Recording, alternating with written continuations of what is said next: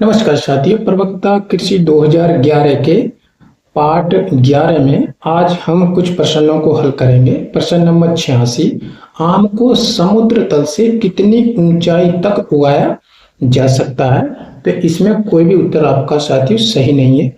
आम को 300 से लेकर 900 मीन सी लेवल तक उगाया जाता है, क्योंकि आम ट्रॉपिकल अर्थात उष्णकटिबंधीय फल है, जबकि बेर उपोष्ण कटिबंधीय फल है, इसलिए इसे 900 से 1800 मील सी लेवल तक उगाया जा सकता है। जबकि सेब, नाशपाती इत्यादि को 1800 से लेके और 2500 से भी अधिक मील सी लेवल तक उगाया जा सकता है। तो इस तरह के प्रश्न को हल करने के लिए साथियों हमें ये पता होना चाहिए कि कौन सा फल ट्रॉपिकल है, सब ट्रॉपिकल है और शीतोष्ण जलवायु का है।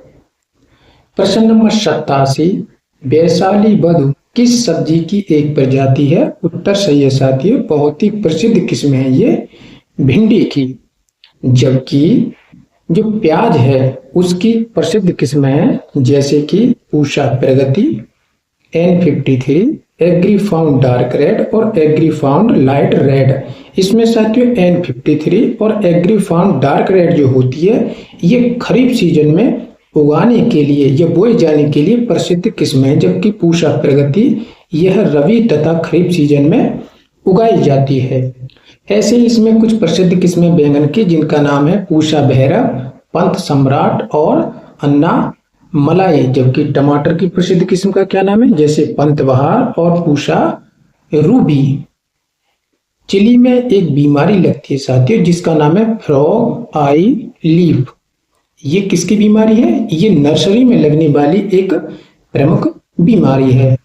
प्रश्न नंबर 88, षटभुजाकार रोपण विधि में वर्गाकार पद्धति की अपेक्षा कितने प्रतिशत अधिक पौधे लगाए जा सकते हैं? तो इसका उत्तर सही है साथियों, 15%।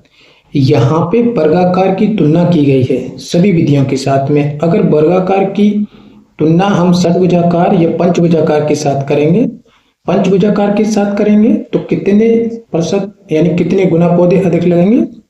1.5 से 2 गुना अधिक। जबकि हेक्सागोनल सिस्टम में 15% पौधे अधिक लगेंगे इसके कंपैरिजन में। और त्रिभुजाकार विधि में क्या होता है, 11% पौधे कम लगते हैं वर्गाकार विधि की तुलना में। प्रश्न नंबर 89, उत्तर भारत में बेर की प्रूनिंग कब की जाती है? सही उत्तर है साथियों इसका समर सीजन अर्थात मई जून। जबकि दक्षिण भारत में बेर में जो प्रूनिंग की जाती है फरवरी मार्च में की जाती है। प्रश्न नंबर 90, निम्न में से कौन सी सब्जी विटामिन ए की सर्वाधिक मात्रा रखती है? उत्तर सही है इसमें गाजर। जबकि साथियों गाजर की कुछ हमने इसमें प्रसिद्ध किस्में लिख रखी हैं जैसे कि पूषा मेघाली और पूषा केसर। ये कैसी किस्में हैं? यह एसिटिक किस्में हैं। जबकि गाजर की जो विदेशी किस्में हैं जैसे नैंटेस, यमदग्नि और चांटनी इत्यादि। मूली की जो प्रसिद्ध किस्में हैं उनका नाम है जैसे पूषा चेतकी और पूषा हिमानी। साथियों मूली की जो बीज दर होती है, अगर एसिटिक किस्म है तो 8 से 10 किलोग्राम बीज पड़ेगा, और अगर विदेशी किस्में हैं तो उसकी बीज दर 10 से 12 किलोग्राम प्रति हेक्टेयर पड़ेगी। ऐसे ही जो गाजर होती है, अगर हमारी एसिटिक यहाँ की किस्में हैं तो बीज दर कितनी पड़ेगी? 5 से 6 किलोग्राम, और अगर विदेशी किस्में हैं तब इसकी बीज दर अधिक लगेगी यानी कि 6 से 8 किलोग्राम प्रति हेक्टेयर। प्रश्न नंबर 91, निम्नलिखित में से कौन सा वृक्ष तेजी से बढ़ता है? उत्तर सही है साथियों यूकेलिप्टस हाइब्रिडा। जबकि फाइकस बेंजामिना इसको स्टारलाइट के नाम से जानते हैं। रिथना सुबरोसा इसको बोलते हैं कार की कोरल ट्री, और जेली बीन के नाम से जो जाना जाता है उसको बोलते हैं पार्किंसोनिया एकुलिएट।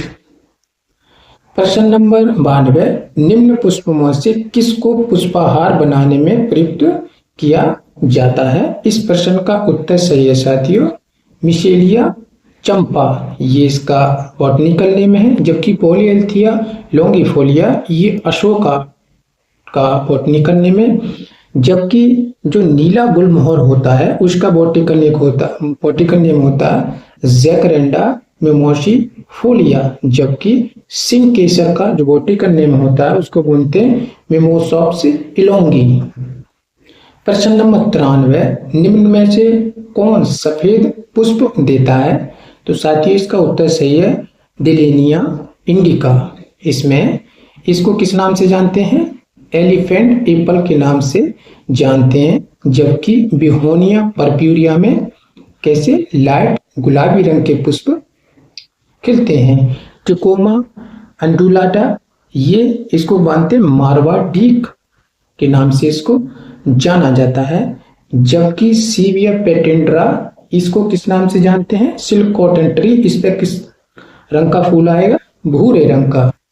प्रश्न नंबर 94, रॉक फॉस्फेट उस मृदा के लिए उपयुक्त उर्वरक है जहां मृदा हो अम्लीय मृदा के लिए साथियों रॉक फॉस्फेट सबसे उपयुक्त फर्टिलाइजर के रूप में प्रयोग किया जाता है। जबकि साथियों जब आपकी मृदा क्षारीय होती है तब उसको सुधारने के लिए किसका प्रयोग किया जाता है? जैसा कि जिप्सम और पायराइट। जिप्सम में कैल्शियम की मात्रा होती है 29.2% तथा सल्फर की मात्रा होती है 18.6% और पायराइट इसमें 22 से 24% क्या पाया जाता है?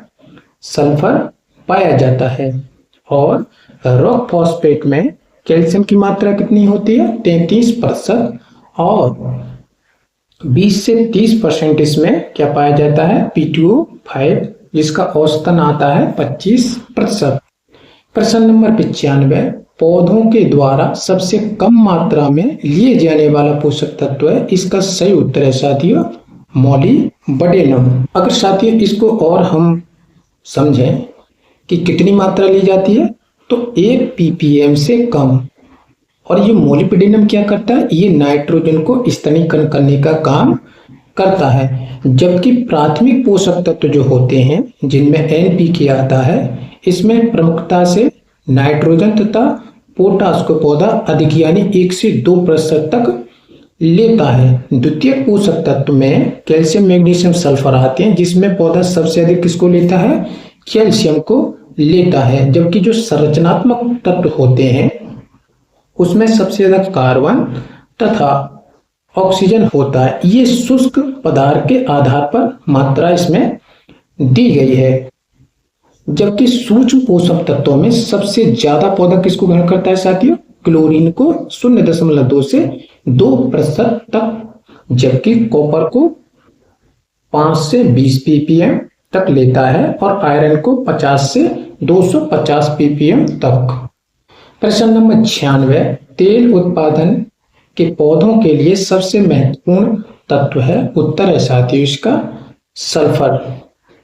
जबकि जो जिंक होता है इसका काम होता है IAA यानी इंडोल 3 एसिटिक एसिड ऑक्सीजन का निर्माण करना, जल के ग्रहण को बढ़ाना और कार्बोनिक एनहाइड्रेस और अल्कोहल एनहाइड्रेस की संश्लेषण में सहायता करना, मैंगो मॉलफॉर्मेशन जैसे इसमें विकार उत्पन्न हो जाते हैं और एक सफेद यानी व्हाइट बर्ड जो मक्का में होती है और खैरा रोग जो धान में होता है वो जिंक की ही कमी से होता है। जबकि मैग्नीशियम का कार्य होता है साथियों तेल तथा वसा की मात्रा के निर्माण में सहायक होना तथा यह क्रोमोसोम का अभिन्न अंग है और तेलीय फसलों के बीज के निर्माण में ये सहायता करता है। प्रश्न नंबर 97, पौधों को जिन 2 पोषक तत्वों की अधिकतम आवश्यकता होती है वह है नाइट्रोजन और पोटेशियम, यानी कि ए ऑप्शन सही है। प्रश्न नंबर 98, जिंक का सबसे अधिक प्रचलित उर्वरक का प्रकार है, तो साथियों उसको कहा जाता है जिंक सल्फेट। और जिंक सल्फेट में भी कौन सा? जिसको बोलते हैं जिंक सल्फेट हेप्टाहाइड्रेट, जिसमें कि 21% जिंक होता है तथा 18% उसमें सल्फर पाया जाता है, जिसका रासायनिक सूत्र यह होता है जिंक सल्फेट 7H2O। जबकि दूसरे प्रकार का जो जिंक होता है जिसको बोलते हैं जिंक सल्फेट मोनोहाइड्रेट, इसमें जिंक की मात्रा कितनी होती है 35%, जबकि जो जिंक ऑक्साइड होता है इसमें जिंक की मात्रा 67 से 80% तक होती है। प्रश्न नंबर 99, हरी खाद का उपयोग अधिकतर किसके स्रोत के रूप में किया जाता है? तो सही उत्तर है इसका साथियों नाइट्रोजन। अगर इसमें नाइट्रोजन भी दिया होता और कार्बनिक पदार्थ दिया होता तब हमारा उत्तर क्या होता? कार्बनिक पदार्थ के अम्ल बनाने वाला उर्वरक नहीं है, क्योंकि इसमें उपस्थित होता है कैल्शियम। इसमें क्या क्या पाया जाता है साथियों, जिसको किसान खाद के नाम से जानते हैं? यह कैसा उर्वरक है? यह एक उदासीन उर्वरक है, यानी उदासीन होता है, जिसका रासायनिक सूत्र यह होता है।